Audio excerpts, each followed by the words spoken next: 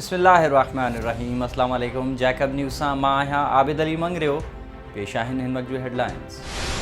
रोड़ी भरिसां हाउ ॾारींदड़ हादसो, मुसाफ़िर कोच कल्टी थियण सबबि 13 मुसाफ़िर फौत, 20 खां वधीक ज़ख़्मी। मुल्तान खां कराची वेंदड़ मुसाफ़िर कोच तेज़ रफ़्तारी सबबि कल्टी थी पई, जंहिंजे नतीजे में 13 मुसाफ़िर फौत ऐं 20 खां वधीक ज़ख़्मी थी पिया। हादसे वारे हंधि मोटरवे पुलिस, ज़िलई पुलिस ऐं ईदी रज़ाकारनि समेत इलाइक़े वासियुनि इमदादी कार्रवाइयुनि में हिसो वरितो ऐं ज़ख़्मियुनि खे अस्पताल मुंतक़िल कयो। फौतनि ऐं ज़ख़्मियुनि जो ताल्लुक़ पंजाब जे मुल्तान वारे इलाइक़े सां ॿुधायो पियो वञे। हादसे जो शिकार थियल घणे भाङे मज़दूर हुआ जेके ईद करण बाद मुल्तान खां कराची वञी रहिया हुआ। फौतनि में मोहम्मद रियाज़, मोहम्मद कमाल, अल्लाह डवायो, ग़ुलाम अब्बास, नदीम, शकील ऐं ॿिया शामिल आहिनि, जॾहिं त ज़ख़्मियुनि में ग़ुलाम मुस्तफ़ा, नादिर अली, गुलशेर, मोहम्मद आदिल, शाहबख्श, मोहम्मद वसीम, इलियास, मोहम्मद लतीफ़, मोहम्मद अमजद, मोहम्मद अकरम, शहबाज, फैसल लतीफ़, सलीम, इमरान फैसल ऐं मोहम्मद फारूक समेत 20 खां वधीक शामिल आहिनि, जिन खे सक्खर, रोड़ी ऐं पनो आकिल जी अस्पताल में रखियो वियो आहे।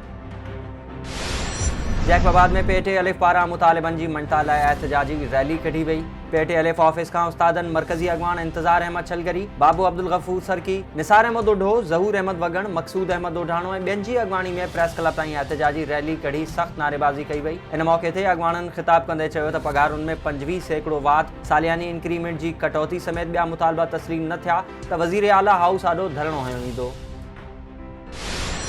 जैकबाबाद में इत्तेहाद अहले सुन्नत पारां फ़लस्तीन जे मज़लूम मुसलमाननि जी हिमायत में रैली कढी वई। एहतजाजी रैली दरगाह सैयद अब्दुल नबी शाह, इत्तेहाद अहले सुन्नत जे चेयरमैन सैयद एजाज़ अली शाह, मौलवी नूर अहमद कासमी, अब्दुल गफ़ार कादरी, उस्ताद इमदाद अली कादरी ऐं ॿियनि जी अॻवानी में कढी वई, जेका शहर जे मुख़्तलिफ़ रस्तनि खां थींदी DC चौक पहुती, जिते मुज़ाहिरीन इसराइल ख़िलाफ़ सख़्त नारेबाज़ी कई ऐं यूरोपी यूनियन खां घुर कई त इसराइली दहशतगर्दी जो नोटिस वरितो वञे।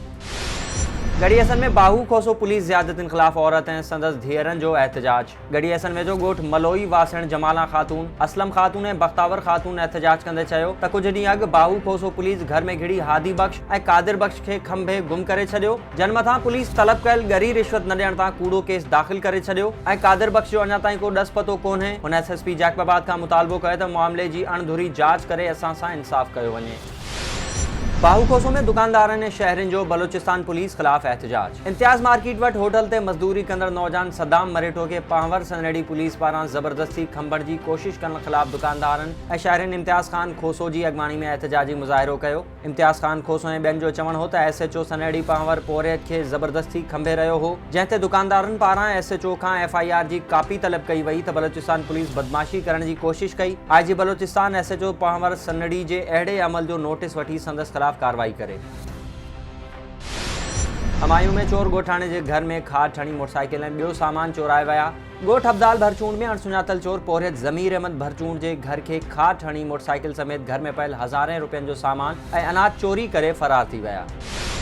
कंदकोट में फुर दौरान पुलिस पहुची वई, हिकु फोरू खे ज़ख़्मी हालत में गिरफ़्तार करण जी दावा। पुरानी सब्ज़ी मंडी वटि 2 फोरू शहरी खां मोटरसाइकिल फुर करे रहिया हुआ त पुलिस पहुची वई, जंहिं दौरान पुलिस ऐं ॾोहारियुनि में मुबैना मुक़ाबिलो थी पियो। पुलिस दावा कंदे चयो त हिकु ॾोहारी अयास पुट अली हसन भयो खे ज़ख़्मी हालत में गिरफ़्तार कयो आहे, जेको शहरी खां मोटरसाइकिल फुर करे रहियो हो। टंगवाणी लॻ वहशी जाबदारनि पारां मासूम ॿार सां मुबैना ज़्यादती, ॿार अस्पताल मुंतक़िल। डेरा सरकी थाणे जी हद ॻोठ कंडो बखराणी में वहशी जाबदार सनाउल्ला जाफ़री 10 वरनि जे मासूम नींगर अब्दुर्रहमान खे ज़्यादती जो निशानो बणाईंदे खेसि बेहोशी वारी हालत में फिटो करे फ़रार थी वियो, जंहिं बाद नींगर खे अस्पताल मुंतक़िल कयो वियो। अस्पताल अमलो न हुअण सबबि नींगर जे वालिद एहतजाज कंदे चयो त मासूम ॿार सां ज़्यादती थी आहे ऐं अस्पताल में डॉक्टर समेत समूरो अमलो ग़ाइबु आहे। हुन चयो त जाबदार खे गिरफ़्तार करे अस्पताल अमले ख़िलाफ़ कार्रवाई कई वञे।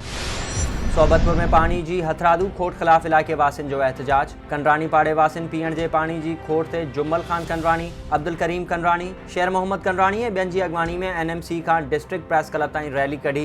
इलाइक़े वासियुनि जो चवणु हो त पब्लिक हेल्थ पारां कंडरानी पाड़े में हथरादू तौरु पीअण जे पाणी जी खोट कई वई आहे, जंहिंजो सिधी रीत फ़ाइदो एक्सीएन ऐं टैंकर माफ़िया खे पहुचे थो। हुननि घुर कई त एक्सीएन पब्लिक हेल्थ ख़िलाफ़ कार्रवाई करे पाणी फ़राहमी खे यकीनी बणायो वञे।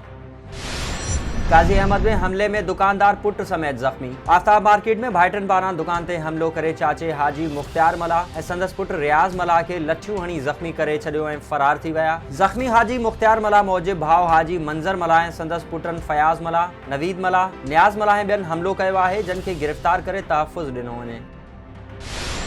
हिरिया रोडवे जो 4 ॾींहं अॻु मुबैना आपघात कंदड़ औरत जे वारिसनि जो एहतजाज। ॻोठ दिलावर गाहेजो में मुबैना तौर आपघात कंदड़ मुस्मात इरशाद ज़ाल ग़ुलाम मुस्तफ़ा गाहेजो जे वारिसनि पारां क़त्ल जो शक ज़ाहिर कंदे संदसि कातिलनि जी गिरफ़्तारी लाइ एहतजाज कयो वियो। औरत जी पीउ मुहर्रम गाहेजो ऐं भाउ लियाकत गाहेजो जो चवणु आहे त असांजी हिकु ॿी न्याणी ज़ुबैरा भी इन्ही घर में ॾिनल आहे, जंहिं अॻियां असांजी न्याणी खे ग़ुलाम मुस्तफ़ा गाहेजो ऐं ग़ुलाम मुर्तज़ा गाहेजो घुटा ॾेई क़त्ल करण बाद ज़हर पीआरे छॾियो। असांजी न्याणी जो गाठो भी भगल हो। पुलिस भी बासर सां मिली भगत करे वाक़े खे आपघात ॼाणाए रही आहे। खुदारा संदन ख़िलाफ़ क़त्ल जो केस दाख़िल करे जवाबदारनि खे गिरफ़्तार कयो वञे।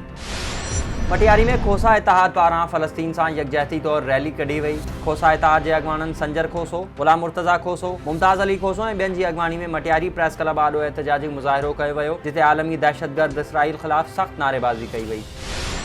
नौशेरो फ़िरोज़ जे मुख़्तलिफ़ सेहत मरकज़नि ते मुलाज़िमनि जी बहाली लाइ एहतजाज। बरतरफ़ थियल 75 मुलाज़िमनि जी बहाली लाइ पाकिस्तान पैरामेडिकल स्टाफ एसोसिएशन जे सॾ ते मुख़्तलिफ़ सेहत मरकज़नि भिरिया, कंडियारो, नौशेरो फ़िरोज़, खारोशाह, दरबेलो, मिठियाणी, दरियाखान मरी, सोनेरी फारम, मोरो ऐं नवां जोतोई में एहतजाज कयो वियो। पैरामेडिकल अॻवाननि अशरफ कुरैशी, यूनिस वसण, सऊद बोहियो ऐं ॿियनि जो चवणु हो त एहतजाजी तहरीक मुलाज़िमनि जी बहाली ताईं जारी रहंदी। कंबर में वाटर मैनेजमेंट जे कच्चे मुलाज़िमनि जो एहतजाज। सिंधौन फारम वाटर मैनेजमेंट जे मुलाज़िमनि ज़िले जे फोकल पर्सन सैयद साले शाह, ग़ुलाम मोहम्मद ॾेतो ऐं ॿियनि एहतजाज कंदे चयो त सिंध हुकूमत गुज़िरियल 5 महीननि खां पघारूं न पई ॾे ऐं असांखे 14 सालनि खां वठी रेगुलर भी नथो कयो वञे। हुननि घुर कई त पघारूं जारी करे असांखे पको कयो वञे। लाड़काने में ठेकेदार एसोसिएशन पारां रहमतुल्लाह आबड़ो जी आज़ादी ऐं एक्सीएन ख़िलाफ़ एहतजाज। ठेकेदारनि सईद अहमद जतोई, रियाज़ अहमद लांघा, जानिब लाशारी सहाफ़ियुनि सां ॻाल्हाईंदे चयो त एक्सीएन आफ़ताब आबड़ो गुंडागर्दी कंदे ठेकेदार रहमतुल्लाह आबड़ो मथां तशद्दुद कयो ऐं मथां कूड़ो केस दाख़िल कराए गिरफ़्तार भी करायो आहे। हुननि आला अख़्तियारनि खां मुतालबो कयो त ठेकेदार रहमतुल्लाह आबड़ो खे फ़ौरी तौर आज़ाद कयो वञे। वगण रोड ते तेज़ रफ़्तार कार रोड भरिसां बीठल माण्हुनि मथां चढ़ी वई।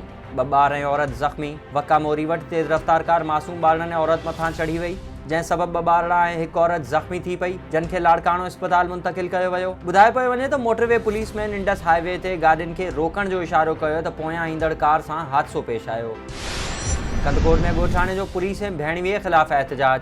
ॻोठ मीर मेहरान ख़ान बिजाराणी वासी सदाम हुसैन लाशारी एहतजाज कंदे चयो त ईद ॾहाड़े मुंहिंजी भेण मुस्मात ज़मीरा लाशारी खे संदसि मुड़ुसु अकबर ऐं ॾेर एहसान लाशारी गोली हणी ज़ख़्मी कयो हो, जिन खे पुलिस गिरफ़्तार करण लाइ तयारु न आहे ऐं वाक़े में इस्तेमालु थियल पिस्तौल भी पुलिस खे ॾिनोसीं, जेको भी पुलिस जवाबदारनि खे वापसि करे छॾियो आहे। हुन मुतालबो कयो त जवाबदारनि ख़िलाफ़ कार्रवाई कई वञे।